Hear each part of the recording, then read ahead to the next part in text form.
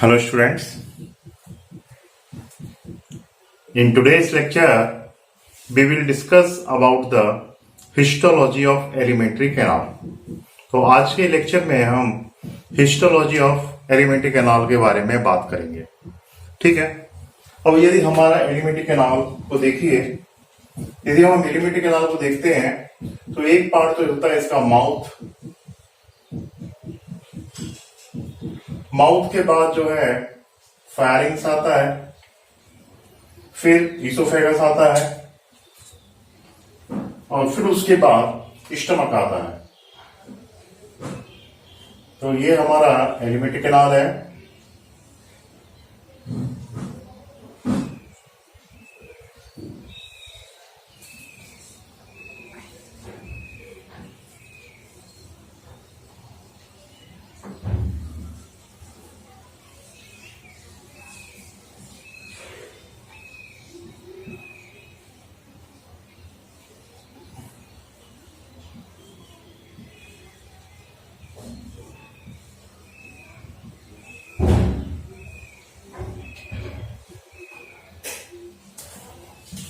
तो स्टूडेंट्स, ये हमारा एलिमेंट्री कैनाल है। अब एलिमेंट्री कैनाल को कहीं से भी कट करके देखें। सपोज दैट हमने एलिमेंट्री कैनाल को कहीं से भी कट कर दिया। मान लो हमने एलिमेंट्री कैनाल को यहां से कट कर दिया और कट करके देखें कि हमारे जो एलिमेंट्री कैनाल का जो वॉल है वो किस तरह से बना हुआ है। यदि हम उसके स्ट्रक्चर के बारे में डिस्कस करें तो उसी को हम बोलते हैं हिस्टोलॉजी। ठीक है, तो आज के लेक्चर में हमारा जो टाइटल है वो है हिस्टोलॉजी ऑफ एलिमेंट्री कैनाल।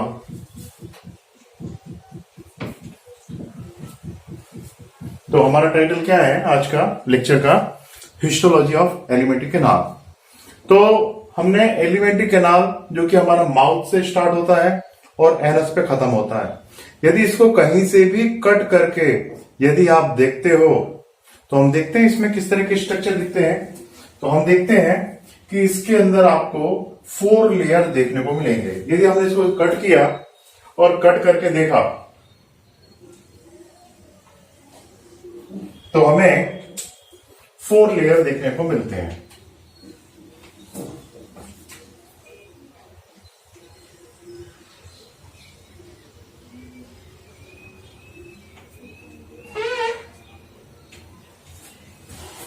ठीक है, अब सबसे जो आउटर साइड का जो लेयर होता है, इस लेयर को हम सिरोसा बोलते हैं। तो सबसे जो आउटसाइड का जो लेयर है, जो सबसे बाहर का लेयर है, इसे हम बोलेंगे सिरोसा।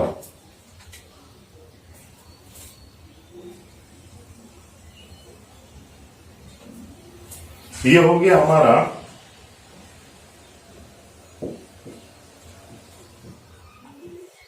तो सबसे आउटर मोस्ट जो लेयर होता है, it is known as the serosa. क्या बोलते हैं इसको? हम सिरोसा के नाम से जानते हैं। अब सिरोसा कैसा होता है एलिमेंट्री कैनाल का, जरा इसे देख लेते हैं। तो स्टूडेंट,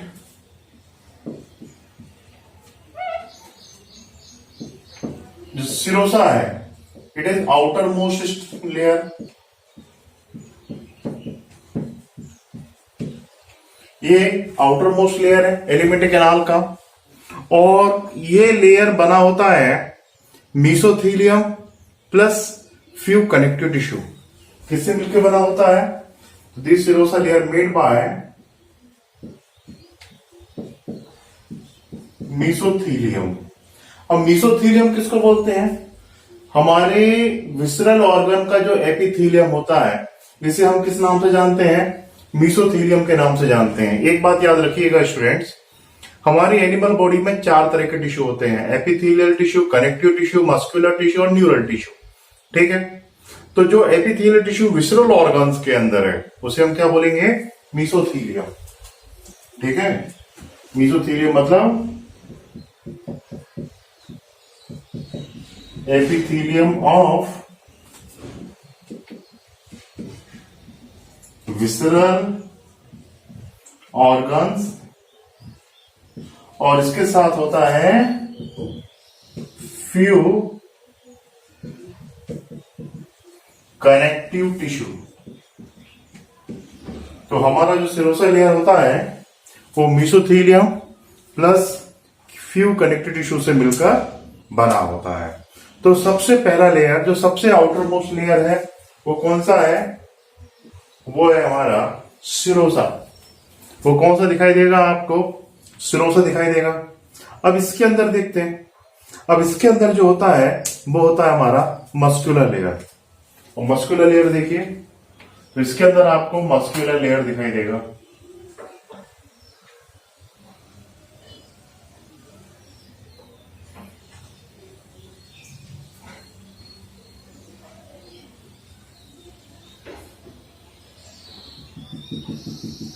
तो मस्कुलर लेयर जो होता है ना स्टूडेंट्स, एलिमेंट्री कैनाल में मसल्स के दो लेयर होते हैं।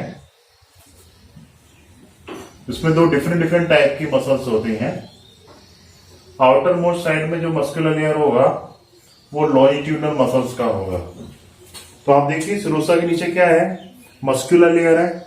और मस्कुलर लेयर में दो लेयर है। तो आउटर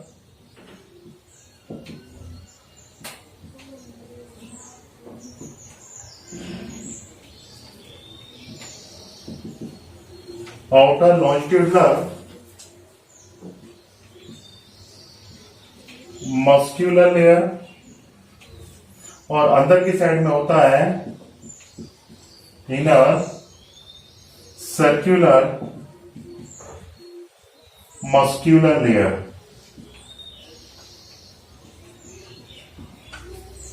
तो मस्कुलर लेयर में दो सब लेयर होते हैं। बाहर की साइड में कौन सा है? Outer longitudinal muscular layer. और इनर साइड में कौन सा है? Inner circular muscular layer. समझ में आ गया ना? तो ये दो लेयर जो होते हैं, ये दोनों लेयर कलेक्टिवली मिलकर किसका फॉर्मेशन करते हैं? ये दोनों लेयर फॉर्मेशन करते हैं किसका? मस्कुलर लेयर का फॉर्मेशन करते हैं।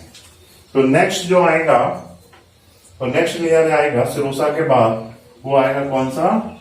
Muscular layer.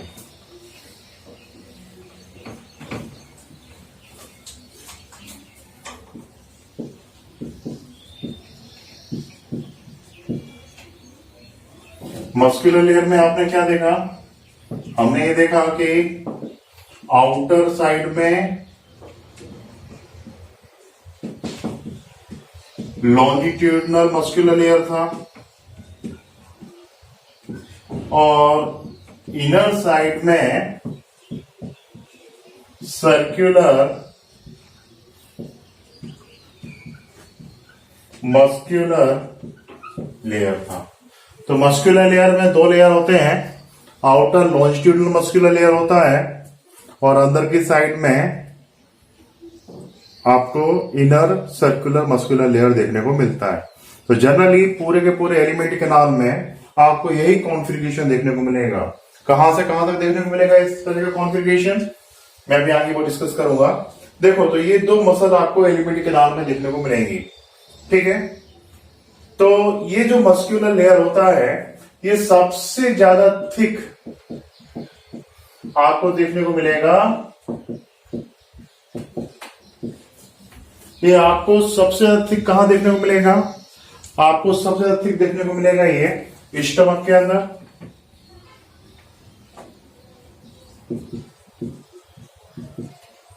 स्टमक में सर्कुलर मसल्स के नीचे की साइड में, अंदर की साइड में आपको एक लेयर और देखने को मिलेगा स्टमक के अंदर। केवल कौन सा? Inner most.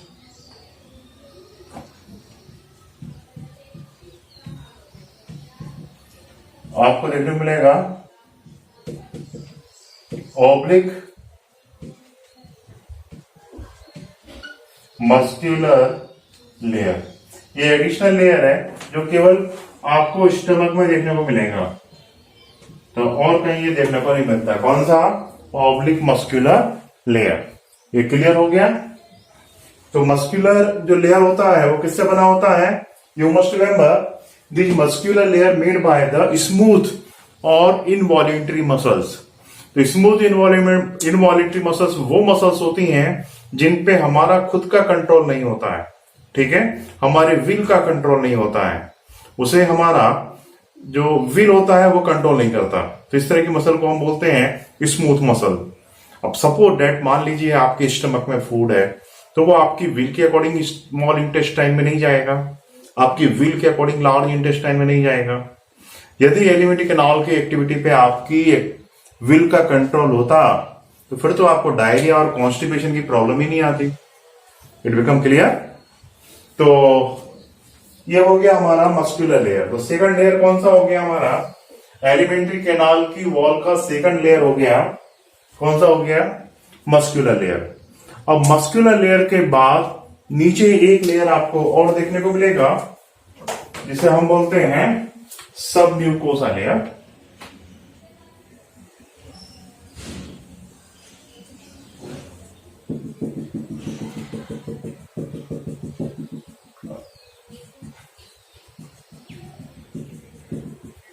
तो मस्कुलर लेयर के नीचे आपको कौन सा लेयर देखने को मिलेगा इसमें,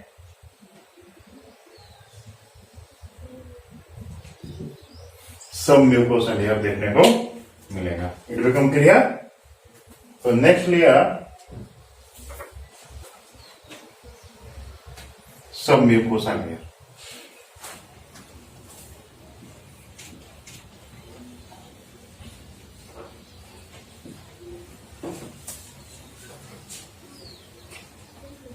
तो हमारी एलिमेंट्री कैनाल का जो थर्ड लेयर है वो कौन सा है, सब म्यूकोसा लेयर। तो सब mucosa layer is the third layer of the alimentary canal, ठीक है। अब ये बना किससे होता है, इस सब म्यूकोसा लेयर में क्या क्या देखने को मिलता है। तो स्टूडेंट, ये जो सब म्यूकोसा लेयर होता है this is made by the loose connective tissue. एक स्पेशल टाइप का कनेक्टिव टिश्यू का टाइप होता है जिसे कि हम लूज कनेक्टिव टिश्यू बोलते हैं, उससे बना होता है। और इसके साथ साथ इसमें आपको ब्लड वेसल्स देखने को मिलेंगे, नर्व्स देखने को मिलेंगे और लिम्फ वेसल्स देखने को मिलेंगे, ठीक है। तो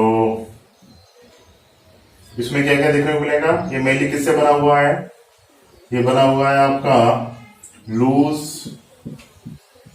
कनेक्टिव टिश्यू, ये देखने को मिलेगा इसमें। इसके साथ आपको इसमें क्या देखने को मिलेगा, आपको इस लेयर में आपको ब्लड वेसल्स देखने को मिलेंगे, आपको यहां पे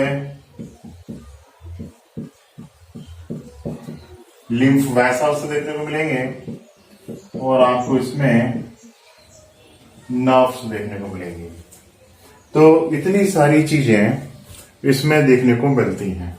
इसके अंदर सब म्यूकोसा लेयर में आपको ये कॉन्फ़िगरेशन देखने को मिलता है। मतलब आप देखेंगे कि inner muscular layer, inner circular layer के बाद कौन सा लेयर आ गया, ये आ गया हमारा कौन सा,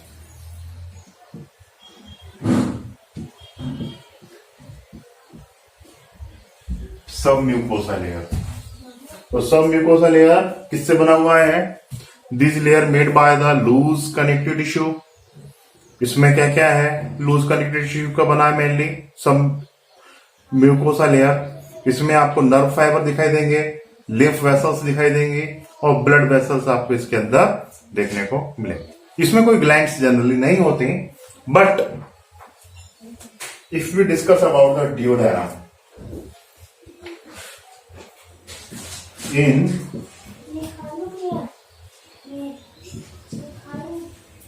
तो स्टूडेंट हम किसकी बात करें, if we discuss about the duodenum, तो आपको इसके अंदर मतलब सब म्यूकोसा लेयर में डियोडायराम के अंदर आपको कुछ ग्लैंड्स देखने को मिलती हैं जिन्हें हम ब्रूनर्स ग्लैंड्स बोलते हैं। तो in duodenum Brunner's glands present in submucosa layer.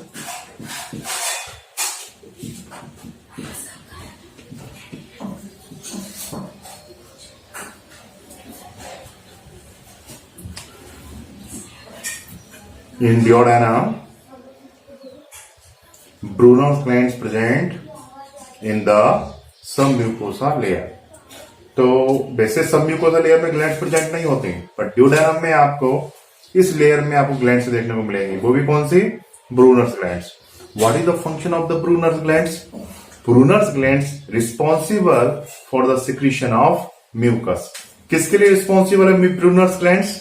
Mucus के सिक्रीशन के लिए रिस्पॉन्सिबल होती है। ठीक है। अब इसके बाद सबसे अंदर वाला लेयर, इसे हम बोलेंगे म्यूकोसा लेयर। देखिए किस तरह का होता है म्यूकोसा लेयर।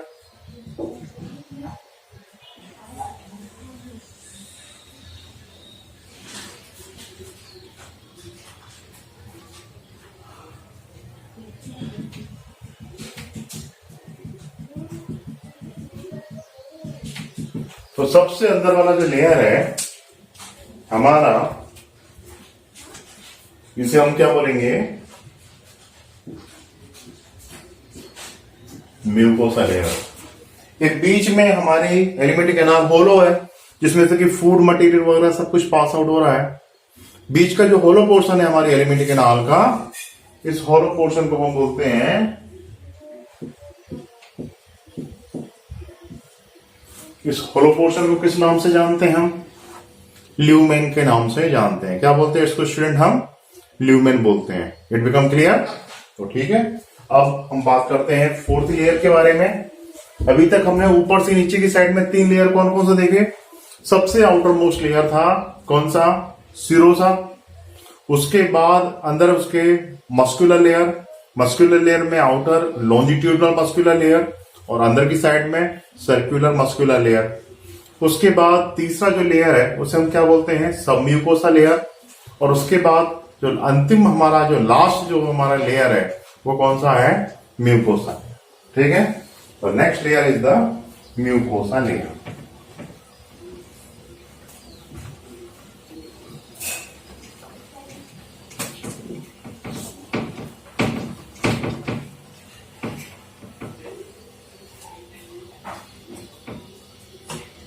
तो नेक्स्ट इज द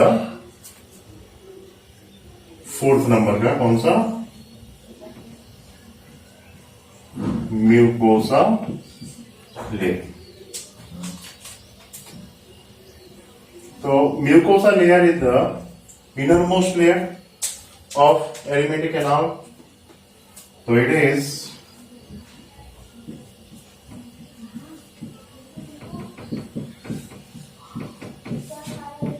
ये कौन सा लेयर होता है?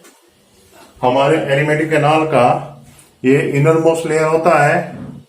ठीक है। It make the lining of the lumen of alimentary canal. ये क्या करता है? हमारा जो एलिमेंट्री कैनाल है ये, इसके अंदर की जो लाइनिंग कौन बना रहा है? Mucosa layer. ये वाला लेयर म्यूकोसा है, तो म्यूकोसा लेयर इसकी लाइनिंग बनाता है। ठीक है। Make the lining of lumen of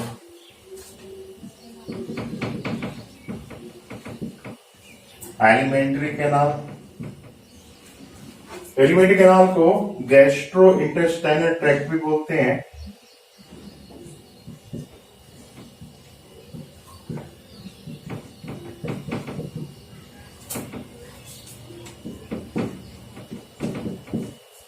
तो ये म्यूकोसा लेयर किसकी लाइनिंग बनाता है? ये हमारे एलिमेंट्री कैनाल की जो है लाइनिंग बनाने का काम करता है। ठीक है। अब देखिए ये जो लेयर है कौन सा, तो इसमें आपको यदि स्टमक की बात करें तो स्टमक में आपको क्या दिखाई देगा कि आपको यहां पर म्यूकोसा लेयर के अंदर आपको कुछ इनरेगुलर फोल्ड देखने को मिलेंगे। कहां पर? स्टमक के अंदर। तो इन फोल्ड को हम बोलते हैं र्यूक के नाम से जानते हैं, और ये हेल्प करते हैं खाने को पीसने में। ओके। सो इन स्टमक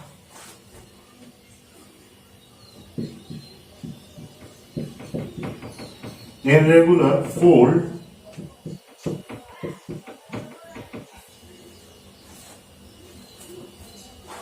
इधर मोस्ट फोल्ड देखने को मिलते हैं कहां पर, स्टमक के अंदर, जिन्हें हम बोलते हैं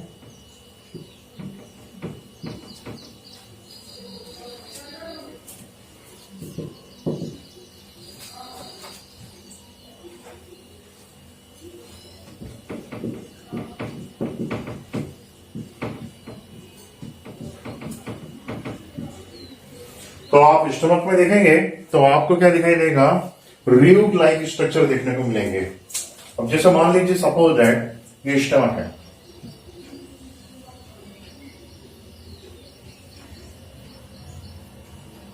तो हम देखेंगे कि यहां पर ऐसे फोल्ड, यदि हम स्टमक को कट करके देखते हैं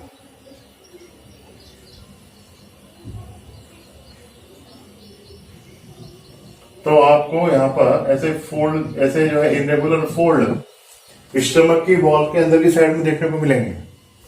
इन्हें क्या बोला जाता है, इन्हें हम जानते हैं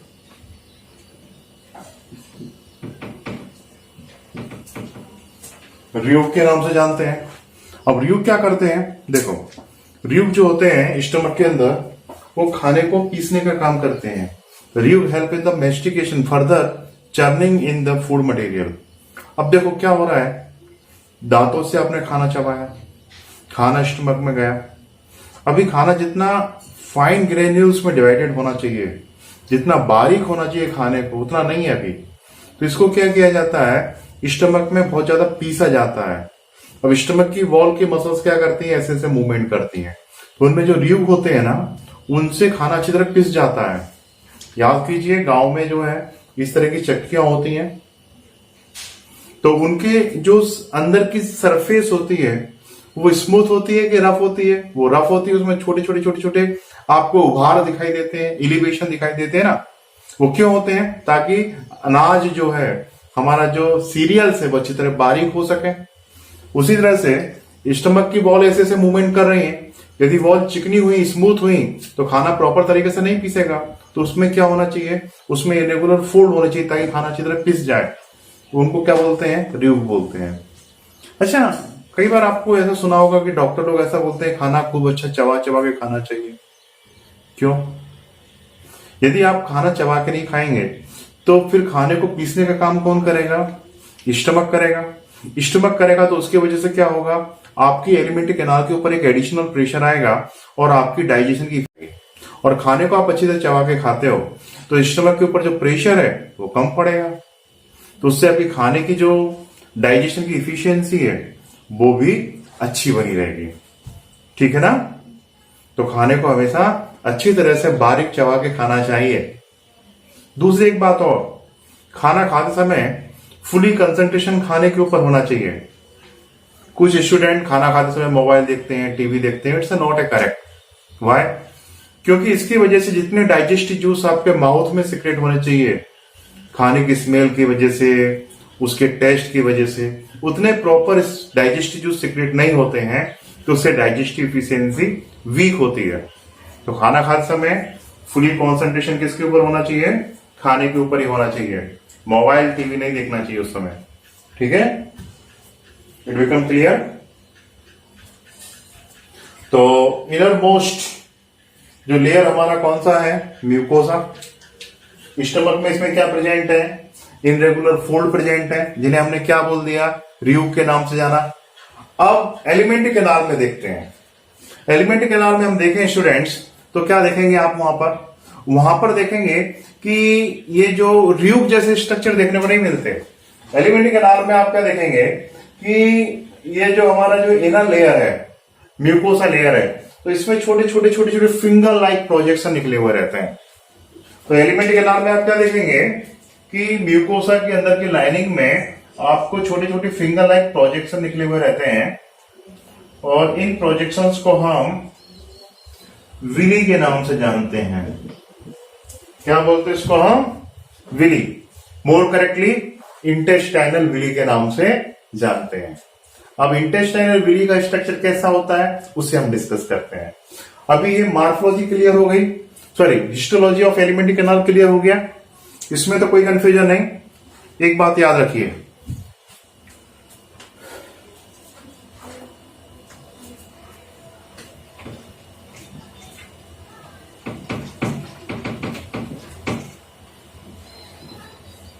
कि देखिए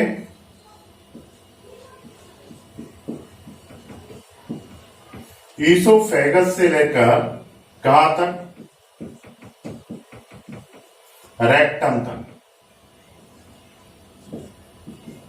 हमको जो हमारा एलिमेंट्री कैनाल है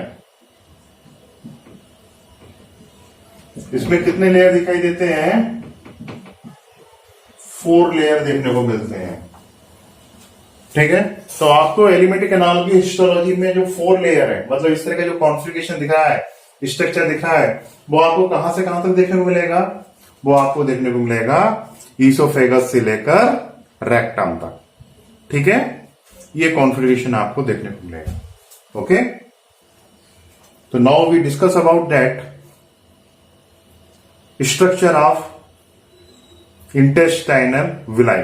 अब हम किसके बारे में डिस्कस करेंगे स्टूडेंट, इंटेस्टाइनल विली के बारे में डिस्कस करेंगे। ओके